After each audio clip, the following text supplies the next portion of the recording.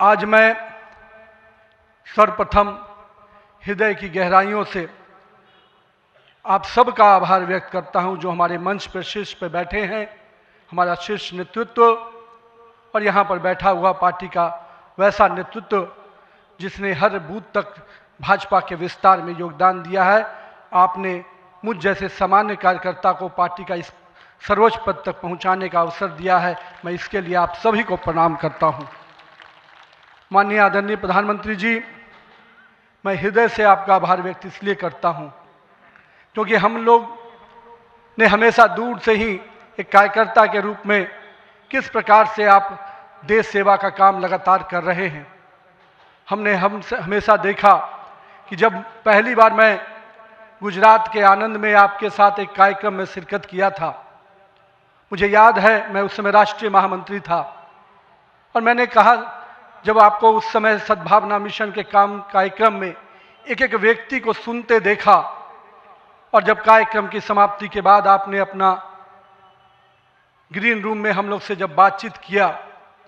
तो किस भाव से वो इतने बड़ी संख्या में गुजरात के लोग आते हैं क्यों हैं, आपने हम वहाँ पर बैठे हुए लोगों को समझाया कि ये व्यक्ति, ये जो इतने लोग आते हैं, ये केवल हमसे गुजरात की जो भावना जुड़ी है, जो विकास की भावना गुजरात को हमने अपने साथ जोड़ा है, इसके कारण इतने लोग आते हैं। मैंने उस दिन समझा कि एक व्यक्ति बड़ा तब बनता है जब लोगों की भावनाओं से अपने आप को जोड़ता है। मैं इसके लिए आज आपका इसलिए भी अभिनंदन करता हूं क्योंकि आपके कार्यकाल में मैंने देखा कि जो भाजपा की सोच रही है सर्वव्यापी और सर्वस्पर्शी, आपने उस सोच के साथ काम किया।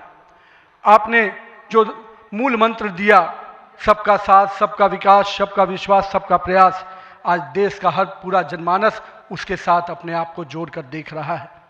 मैं आज इस अवसर पर पुनः पूरे आदर और सम्मान के साथ अपने निवर्तमान अध्यक्ष जेपी नड्डा जी का अभिनंदन करता हूं, इसलिए कि पिछले कार्यकाल में मैंने देखा कि किस प्रकार से संगठन को आपने अभूतपूर्व रूप से विस्तार खुद करते हुए किया। साथ ही साथ कार्यकर्ता आधारित कैसे राजनीति हो, इसको आपने बढ़ाया। और अभी बहुत बड़ी बात हम लोगों सब लोगों ने देखा, जिस कोरोना कालखंड में एक एक व्यक्ति अपने घर के अंदर महफूज हो रहा था, उस समय सेवा के उस परंपरा को, सेवा की संस्कृति को आपने जिस प्रकार से समाज में भाजपा कार्यकर्ताओं से आह्वान किया कि आप जाइए, आगे बढ़िए और सेवा के भाव से इस देश में कोरोना कालखंड में लोगों की सेवा कीजिए। पूरा संगठन आपके साथ खड़ा रहा। माननीय प्रधानमंत्री जी का जो निर्देश था उसको आपने जिस तरीके से लागू किया वो हम सब कार्यकर्ताओं के लिए अनुकरणीय हुआ। और मैं इसलिए उस समय को याद करता हूं कि जब विपक्ष के लोग घर में दुबके थे और भाजपा कार्यकर्ता हर काल कोरोना के पीड़ितों की सेवा में लगा था, वो कहीं ना कहीं माननीय प्रधानमंत्री जी का यशस्वी नेतृत्व था, आपका मार्गदर्शन था, तभी हम उस कालखंड से, उस आपदा से निकलकर बाहर आ पाए। मैं आज इस अवसर पर पार्टी के अपने पूर्व के सभी राष्ट्रीय अध्यक्ष को स्मरण भी करता हूं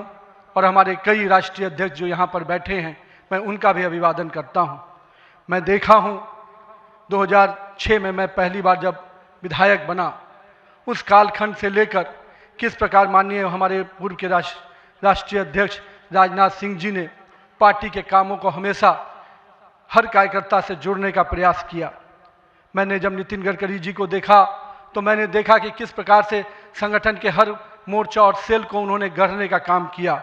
और मैंने जब गृह मंत्री जी को राष्ट्रीय अध्यक्ष के रूप में देखा तो बूथ तक के कार्यकर्ताओं की चिंता करते हुए मैंने उनको देखा। मैंने उनको इस रूप में देखा कि किस प्रकार से आज पार्टी का जिस स्थान पे हम लोग आज खड़े हैं, कार्यालय कार्यकर्ता के लिए मैं कह सकता हूं तीर्थ स्थान होता है, और जहां से कार्यकर्ता अपनी ताकत पाता है, उस कार्यालय को भी आपने किस प्रकार से पूरे देश में एक निर्माण करने की योजना बनाई। और आज हर बूथ का कार्यकर्ता अपने आप को उस तीर्थ पर जाकर अपने आप को धन्य महसूस करता है। मैं आज अपने पूर्व के सभी राष्ट्रीय अध्यक्षों को इस अवसर पे बहुत बहुत अभिनंदन करता हूं और साथ ही साथ उन सब को स्मरण करते हुए उनका आभार व्यक्त करता हूं कि उन्होंने पार्टी को इस मुकाम तक पहुंचाने में बहुत बड़ा योगदान दिया है। मैं आज नमन करता हूं उन लाखों कार्यकर्ताओं को जिन्होंने पार्टी का संगठन राष्ट्रवाद के विचार और भारत माता की मान बढ़ाने के लिए अपना जीवन न्यौछावर किया। आज उनकी तपस्या और त्याग ही है का परिणाम है कि आज पार्टी इस ऊंचाई तक पहुंच पाई है। मैं उस भूमि से आता हूं जहां महात्मा बुद्ध, महावीर, चाणक्य, सम्राट अशोक, आर्यभट्ट, गुरु गोविंद सिंह, जेपी, राजेंद्र बाबू और जननायक कर्पूरी ठाकुर की वो भूमि को भी मैं नमन करता हूं, उस पाटलिपुत्रा की भूमि को भी नमन करता हूं। साथ ही साथ इस अवसर पे मैं अपने माता और पिता को भी निश्चित रूप से स्मरण करते हुए उनको नमन करता हूं, क्योंकि कहीं ना कहीं आज मेरे व्यक्तित्व में किसी एक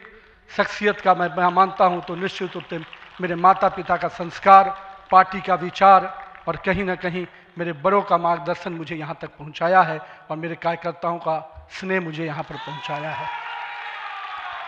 आज के दिन मैं अपने क्षेत्र की जनता को भी प्रणाम करता हूँ, जिसने मुझे एक विधायक के रूप में चुना जरूर, पर संगठन ने मुझे जिस प्रकार से गढ़ने का काम किया, आज मैं इसी कारण से उस जनता के आशीर्वाद और पार्टी के मार्गदर्शन के कारण यहाँ तक पहुँच पाया हूँ।